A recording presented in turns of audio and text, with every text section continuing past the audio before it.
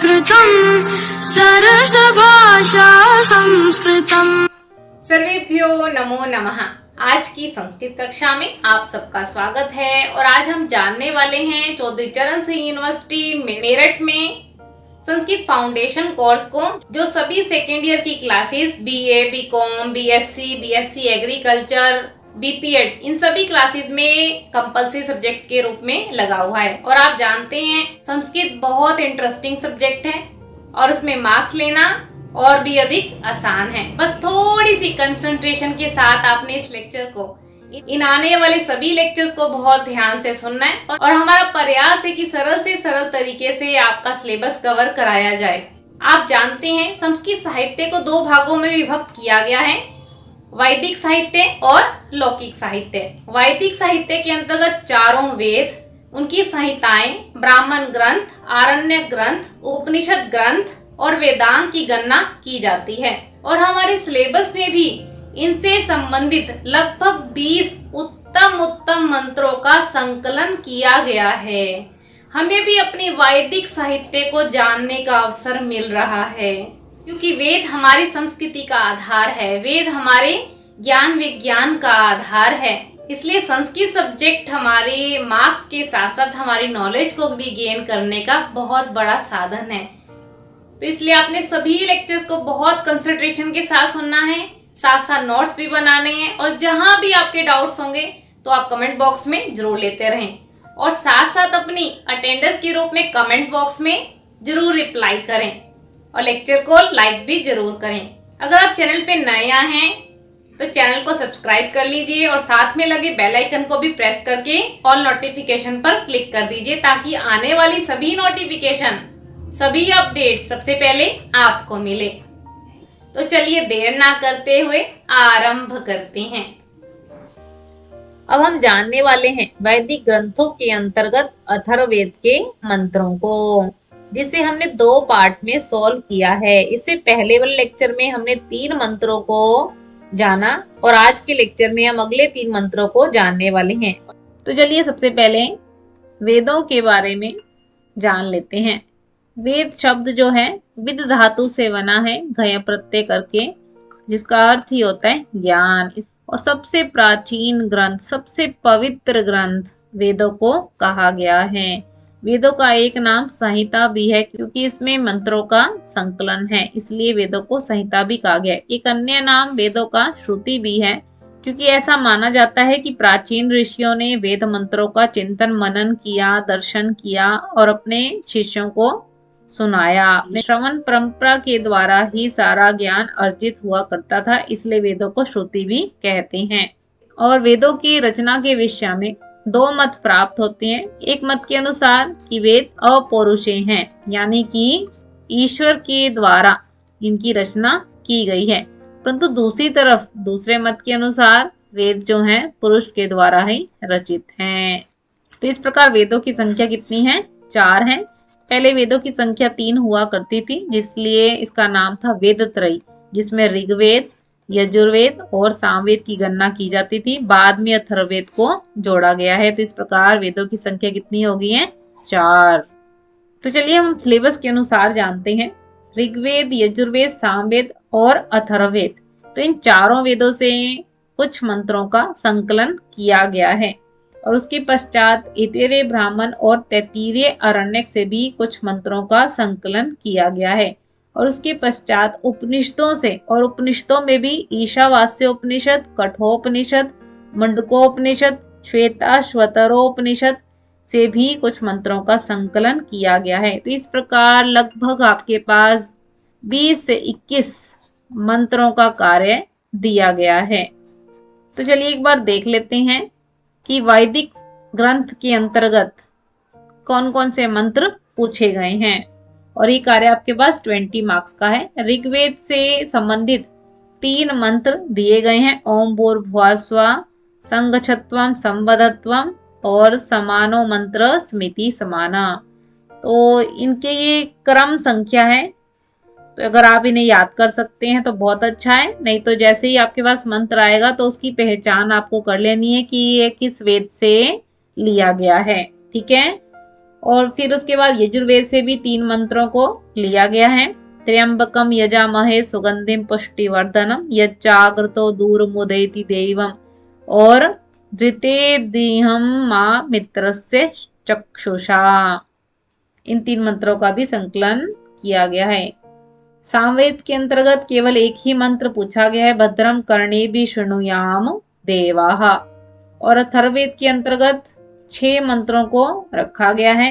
अनुव्रतः पितु पुत्रो मात्रा भवतु समाना, माँ भ्राता भ्रातरम दीक्षत वा स्वसारमुत स्वसा। और अगला मंत्र है जन्म विभ्रति बहुधा विवाच सम। और अगला मंत्र है अभयम मित्राद अभयम मित्राद भद्रमिच्छन्त ऋषयः। और आखिरी मंत्र है प्रियम माँ कृणु देवेशु। तो इस तरीके से आपने जाना कि चारों वेदों से हमें इन मंत्रों को तैयार करना है, जो कि बहुत ही सरल हैं। और उसके पश्चात हमारे पास एतरे ब्राह्मण से 2 मंत्रों को लिया गया है, कलि शयानो भवति और चरण वै मधु विंदति। तैत्तिरीय आरण्यक से केवल एक ही मंत्र पूछा गया, सह नाववतु सह नौ भुनक्तु। और उसके पश्चात उपनिषदों से केवल एक एक ही मंत्र पूछे गए हैं। जैसे ईशावास्य उपनिषद से एक ही मंत्र है, ईशावास्यमिदं सर्वम। कठोपनिषद से भी एक ही मंत्र है, उत्तिष्ठ जागृत प्राप्य वरानि बोधत। और मुंडकोपनिषद से भी एक ही मंत्र है, सत्यमेव जयते नानृतम। और श्वेताश्वतरोपनिषद से भी एक ही मंत्र पूछा गया है, एको देवः सर्वभूतेषु गूढ़ः। तो इस प्रकार आपने जाना कि लगभग 20 मंत्रों को आपके सिलेबस में जोड़ा गया है और उसमें भी बहुत उत्तम उत्तम मंत्रों का संकलन है। वैदिक ग्रंथों के अंतर्गत हम 4 वेदों से संबंधित मंत्रों को पिछले कई लेक्चर से जान रहे हैं। हमने ऋग्वेद के अंतर्गत 3 मंत्रों को जाना, यजुर्वेद के अंतर्गत भी 3 मंत्रों को जाना और सामवेद के अंतर्गत केवल एक ही मंत्र आपको पाठ्यक्रम में पूछा गया है। और अथर्ववेद से संबंधित 6 मंत्र दिए गए हैं, जिसे हमने 2 लेक्चर में कंप्लीट किया है। और अगर आपने अभी तक इन पिछले लेक्चर्स को नहीं सुना है तो आप पहले पिछले वाले लेक्चर जरूर सुन लें। उसके पश्चात हमारे पास ऐतरेय ब्राह्मण और तैत्तिरीय आरण्यक है। ऐतरेय ब्राह्मण के केवल 2 ही मंत्र पूछे गए हैं, तैत्तिरीय आरण्यक से केवल एक ही मंत्र पूछा गया। तो इन तीनों मंत्रों को हम एक ही लेक्चर में कंप्लीट करेंगे। और उसके पश्चात ईशावास्य उपनिषद, कठोपनिषद, मुंडकोपनिषद और श्वेताश्वतरोपनिषद, इन सब से एक एक ही केवल मंत्र पूछा गया। तो यानी इन चारों मंत्रों को हम एक ही लेक्चर में कंप्लीट करेंगे। तो इस प्रकार फ्रेंड्स हम इन 20 मंत्रों को, इन 21 मंत्रों को लगभग 6 से 7 लेक्चर में कंप्लीट करने वाले हैं। तो आपने सभी लेक्चर्स में हमारे साथ बने रहना है। अब हम जानते हैं कि अथर्ववेद के अंतर्गत किन मंत्रों को आज की कक्षा में हम जानेंगे। तो ये 3 मंत्र हैं हमारे पास, अभयम मित्राद, अभय म मित्राद, भद्रमिच्छन्त ऋषय, प्रियम माँ कृणु देवेशु। तो इस प्रकार आज के लेक्चर में हम इन 3 मंत्रों को बहुत डिटेल से जानने वाले हैं। आपसे केवल हिंदी अर्थ पूछा गया। बहुत से स्टूडेंट्स के कमेंट्स आए कि क्या हमें सिर्फ हिंदी अर्थ ही लिखना है। जी हाँ, हिंदी अर्थ बताना तो है, पर उसके साथ साथ अगर आप ये बता सकते हैं कि ये मंत्र कहाँ से लिया गया है और इस मंत्र में ऋषि परमात्मा से क्या प्रार्थना कर रहे हैं, तो ज्यादा अच्छा रहेगा। ठीक है स्टूडेंट्स, तो चलिए सबसे पहले अथर्ववेद के विषय में जान लेते हैं। महर्षि अंगिरस के शिष्य अथर्वा ऋषि द्वारा इस वेद का आविष्कार किया गया, इसलिए इस वेद को अथर्ववेद कहा जाता है, जिसमें अनेक प्रकार के आध्यात्मिक विषय, राजनीतिक विषय आदि दैविक विषयों का विवेचन है। इस प्रकार अथर्ववेद में अनेक प्रकार के विषयों का विवेचन किया गया है। अथर्ववेद के चौथे मंत्र को देखते हैं। इससे पहले वाली क्लास में हमने अथर्ववेद के अंतर्गत आए हुए 3 मंत्रों को बहुत डिटेल के साथ जाना और आज के लेक्चर में हम अथर्ववेद के अगले 3 मंत्रों को बहुत डिटेल से जानेंगे। तो इसलिए आप सब इस लेक्चर के अंत तक जरूर बने रहें। चलिए देखते हैं। अभयम मित्राद, भयम मित्राद, भयम ज्ञाताद, भयम पुरोयः, अभयम नक्त मभयम दिवा न सर्वा आशा मम मित्रम भवन्तु। सबसे पहले हम संदर्भ लिखते हैं और उसके अंतर्गत हम बताते हैं कि ये मंत्र कहाँ से लिया गया है। अथर्ववेद से लिया गया है और उसका 19वां कांड है और 15वां सूक्त है और उसका छठा मंत्र है। तो इस प्रकार आप स्टूडेंट्स इनकी संख्या को अगर याद कर पाए तो बहुत अच्छा है, और अगर नहीं याद कर पाए तो आप केवल इतना लिख दीजिए कि यह मंत्र कहाँ से लिया गया है, अथर्ववेद से लिया गया है। और उसके बाद हम प्रसंग लिखते हैं जिसमें हम एक पंक्ति में बताते हैं कि ऋषि परमात्मा से किस विषय पर बात कर रहा है, क्या प्रार्थना कर रहा है। अब देखिए मंत्र को पढ़ने से आपको पता चल रहा है बार बार क्या रिपीट हुआ है शब्द, अभयम अभयम, जिसका तात्पर्य भय से मुक्त हो जाएं। तो यहाँ पर ऋषि परमात्मा से प्रार्थना कर रही हैं कि संपूर्ण जगत को अभयता प्रदान करना। उसके बाद हम अर्थ को जानेंगे और उससे पहले हम कठिन शब्दार्थों को जान लेते हैं। तो सबसे पहले इसका पदच्छेद देख लेते हैं। देखिए यहाँ पे अगर हम इसे भय पढ़ेंगे तो एक तरफ तो कह रहे हैं कि हम निडर बने और दूसरी तरफ कह रहे हैं कि डर, क्योंकि भय का अर्थ तो डर होता है, परंतु ऐसा नहीं है। जहां भी द और म होते हैं तो वहां से हम अ स्वर निकालते हैं जिसका अर्थ परिवर्तित हो जाता है। फिर अगर आप अ नहीं निकालेंगे तो अर्थ नहीं समझ आएगा। अब एक बार देख लीजिए कैसे बना है। मित्रा, द के पैर में हलंत डालो, फिर क्या बना, अभयम, फिर म में हलंत डालो, फिर यहाँ से बनाओ अमित्राद, फिर यहाँ से द के पैर में हलंत है, यानी हमने व्यंजन और स्वर को अलग अलग कर रहे हैं, फिर से बना अभयम। यहाँ बनाइए ज्ञाता, द के पैर में हलंत, फिर निकला अभयम। पुरो यह अभयम नक्तम, यहाँ भी ऐसे ही बनाएंगे अभयम। दीवानः सर्वा आशा मम मित्रम भवन्तु, क्योंकि अगर आप इसका विग्रह नहीं कर पाएंगे तो इसके अर्थ को बनाना भी सरल नहीं हो पाएगा। ज्ञातात, जो मुझे जानते हैं, पुरो माने जो मेरे सामने हैं, नक्त कहते हैं रात्रि को, दीवा कहते हैं दिन को, आशा कहते हैं दिशाओं को। चलिए इसका अर्थ बनाते हैं। अभयम मित्राद, अभयम अमित्राद, जो मेरा मित्र है उससे मुझे डर ना हो। अमित्राद, जो मेरा मित्र नहीं है अर्थात मेरे साथ शत्रुता का व्यवहार करता है, शत्रुता का भाव रखता है, तो ऐसे व्यक्ति से भी मुझे डर ना हो। ज्ञाताद, जो मुझे जानता है, जो मेरा परिचित है, उससे भी मुझे डर ना हो। पुरोया, जो सदैव मेरे सामने होता है, ऐसे व्यक्ति से भी मुझे डर ना हो। अभयम नक्तम, मुझे रात्रि में डर ना हो। अभयम दिवा, मुझे दिन में भी डर ना हो। ना सर्वा आशा मम मित्रम भवन्तु, न का अर्थ है हमारे लिए सभी दिशाएं क्या बन जाएं, मम माने मेरी मित्र बन जाएं। जब सभी दिशाएं मेरे मित्र बन जाएंगी तो क्या होगा, फिर हमारा डर स्वयं ही समाप्त हो जाएगा। क्योंकि डर का भाव कब होता है, जब एक व्यक्ति दूसरे से शत्रुता का भाव रखता है। जब सभी मित्र होंगे तो फिर डर कैसा। तो इस प्रकार आप अर्थ लिखेंगे और फिर हम इसे एक्सप्लेन करेंगे। यहाँ पे ऋषि परमात्मा से प्रार्थना कर रहे हैं कि प्राणी मात्र में जन्म के साथ ही भय का भाव पैदा हो जाता है और संसार में जीवन यापन करते हुए हमारे जीवन में अनेक प्रकार से मित्र बनते हैं और जिनके साथ हम अनुचित व्यवहार कर बैठते हैं तो वो हमारे शत्रु भी बन जाते हैं। और जो भी हमारा परिचित है, जानने वाला है या नहीं भी जानने वाला है, तो ऐसे किसी भी व्यक्ति से मेरा डर समाप्त कर दो।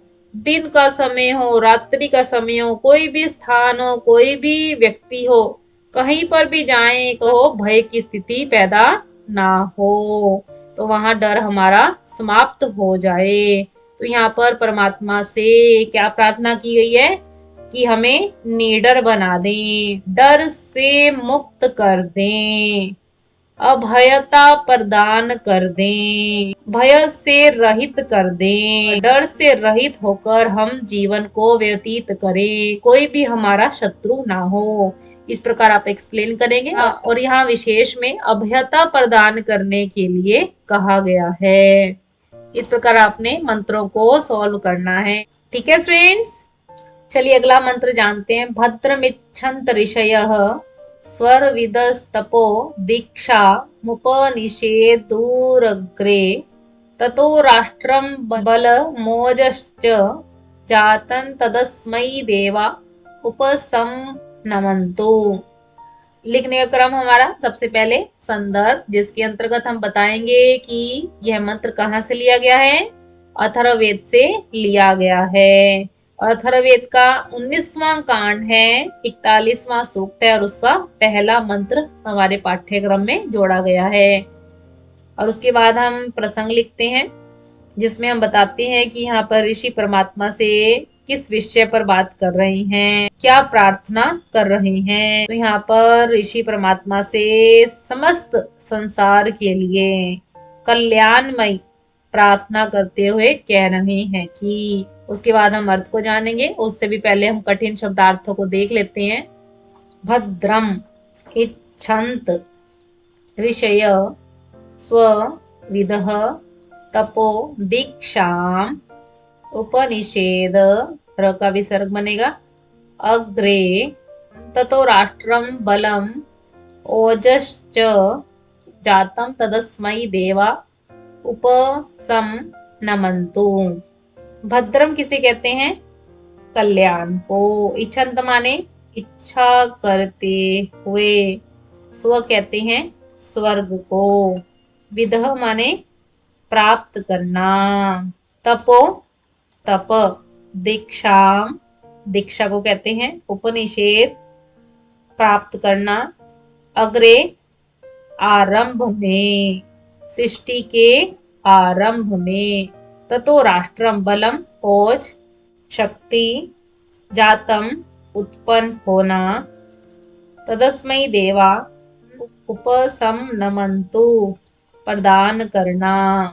तो यहाँ पर ऋषि परमात्मा से प्रार्थना कर रहे हैं कि अग्रे सृष्टि के आरंभ में, सृष्टि के आदि में सबके भद्रम इच्छन्त कल्याण की इच्छा करते हुए ऋषियों ने स्व माने स्वर्ग प्राप्त करते हुए तप की दीक्षा प्राप्त की, अनेक प्रकार से कठोर तप किया, तपस्या की। ततो राष्ट्रम, उससे राष्ट्र, बल और ओज उत्पन्न हुए। तदस्मै देवा, ऐसे देव उस राष्ट्र आदि को इस पुरुष के लिए प्रदान करें। यह कि ऐसे देव रूपी पुरुष उत्पन्न हो जो राष्ट्र की सेवा में संलग्न हो, देश की सेवा में संलग्न हो, समाज की सेवा में संलग्न हो। तो इस प्रकार आप अर्थ लिखेंगे और फिर हम इसे एक्सप्लेन करेंगे। तो यहाँ पर सृष्टि के आरंभ में ऋषियों के द्वारा जो तपस्या की गई, जो तप किया गया, और उस तप के पीछे का भाव कैसा था? स्व से रहित था। कहने का तात्पर्य स्वार्थ से रहित था, परमार्थ से युक्त था, समस्त संसार के कल्याण से युक्त था। ऐसी ही प्रार्थना हम सबकी भी हो कि ताकि संपूर्ण विश्व का कल्याण हो, संपूर्ण राष्ट्र, देश, समाज, परिवार सबका कल्याण हो। इस प्रकार आप एक्सप्लेन करेंगे। और विशेष में यहाँ समस्त संसार के लिए मंगलमयी प्रार्थना की गई है कि स्व से ऊपर उठकर, स्वार्थ से ऊपर उठकर परार्थ के लिए भी एक व्यक्ति को अपने श्रेष्ठ कर्म करने चाहिए। ठीक है, तो इस प्रकार आपने एक्सप्लेन करना है। समझ आ रहा है ना फ्रेंड्स? जहां भी आपके डाउट्स हो तो आप कमेंट बॉक्स में साथ साथ लेते रहें। ठीक है, चलिए अगला मंत्र देखते हैं। प्रियम माँ कृणु देवेशु, प्रियम राजसु माँ कृणु, प्रियम सर्वस्य पश्यत उत शूद्र उतार्ये। और ये मंत्र हमारे पास 2019 और 2020 के पेपर में आया हुआ है। तो लिखने का क्रम में सबसे पहले संदर्भ, और जिसमें हम बताते हैं कि यह मंत्र कहाँ से लिया गया है। अथर्ववेद से लिया गया है।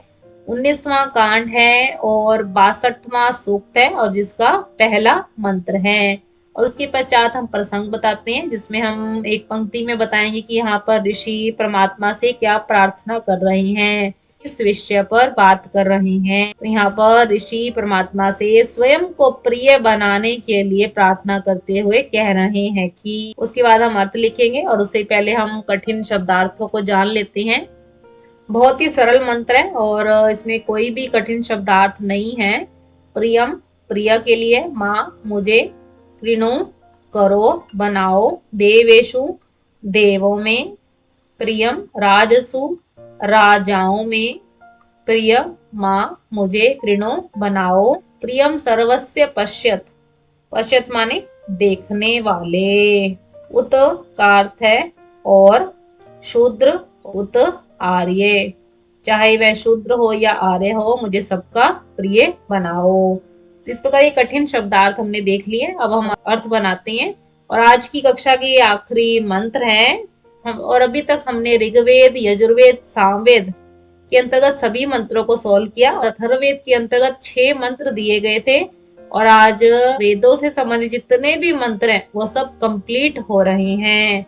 इसलिए आपने बहुत ध्यान से सभी मंत्रों को अच्छे से तैयार करना है और आने वाले लेक्चर्स में हम ऐतरेय ब्राह्मण, तैत्तिरीय आरण्यक और उपनिषदों से संबंधित मंत्रों को जानेंगे। तो इसलिए आपने उन लेक्चर्स में भी हमारे साथ बने रहना है। ठीक है फ्रेंड्स, चलिए अर्थ बनाते हैं। प्रियम माँ कृणु देवेशु प्रियम राजसु माँ कृणु, कि हे देव, कि तुम मुझे देवताओं का प्रिय बनाओ, देवों में प्रिय बनाओ, मुझे राजाओं में प्रिय बनाओ, अर्थात राजाओं का भी प्रिय बनाओ। प्रिय सर्वस्य पश्यत, मैं सभी देखने वालों का प्रिय बनूं, चाहे वह शूद्र हो चाहे वह आर्य हो, मुझे सबका प्रिय बनाओ। तो इस प्रकार यहाँ प्रार्थना की गई है कि मेरे जब कर्म श्रेष्ठ होंगे, मेरा जब व्यवहार श्रेष्ठ होगा, मेरा जब मन श्रेष्ठ होगा, मेरा सोचने विचार करने का तरीका श्रेष्ठ होगा, तो इस प्रकार जब मेरा माधुर्य युक्त व्यवहार होगा तो सभी मेरे मित्र होंगे। तो इसलिए मुझे सबका प्रिय बनाओ, चाहे वह राजा हो, चाहे वो देवता हो, चाहे वो शूद्र हो या चाहे वो आर्य हो, मुझे सबका प्रिय बनाओ। मैं जिससे भी मिलूं, मैं जिसको भी देखूं, सभी का मैं प्रिय बन सकूं। तो इस प्रकार मुझसे श्रेष्ठ कर्म करवाओ। इस प्रकार आप अर्थ लिखिए। कहने का भाव यह है कि यहाँ ऋषि परमात्मा से प्रार्थना कर रहे हैं कि मैं सबका प्रिय बनूं, मैं सबका प्रिय बन सकूं, इसलिए मुझसे श्रेष्ठ कर्म करवाना, मुझे सदैव मंगलमय परिणाम वाले कार्यों में नियुक्त करना। इस प्रकार आपने अर्थ लिखकर एक्सप्लेन करना है। फिर यहाँ विशेष में एक मधुर व्यवहार के लिए प्रार्थना की गई है। ठीक है फ्रेंड्स, समझ आ रहा है ना आप सबको? आज की कक्षा में हमने वेदों से संबंधित कुछ मंत्रों को बहुत डिटेल के साथ जाना है और लगभग ये लेक्चर 6 से 7 सीरीज में बनने वाला है। तो आने वाले लेक्चर्स में भी आपने हमारे साथ बने रहना है। आपका कोई भी डाउट हो तो आप कमेंट बॉक्स में पूछ सकते हैं। आपको लेक्चर कैसा लगा यह भी आप कमेंट बॉक्स में जरूर बताएं। अगर आपको लेक्चर अच्छा लगा तो आप इसे लाइक कीजिए, ज्यादा से ज्यादा अपने फ्रेंड्स के साथ इस लेक्चर को शेयर कीजिए। और अगर आप संस्कृत का सिलेबस कवर करना चाहते हैं, संस्कृत की अपडेट के साथ जुड़ा रहना चाहते हैं, तो चैनल को सब्सक्राइब भी जरूर कीजिए। आप हमें फेसबुक और इंस्टाग्राम के पेज पे भी फॉलो कर सकते हैं। ऐसी नई अपडेट्स और नए टॉपिक के साथ हम मिलते रहेंगे। नमो नमः। नमः संस्कृताय।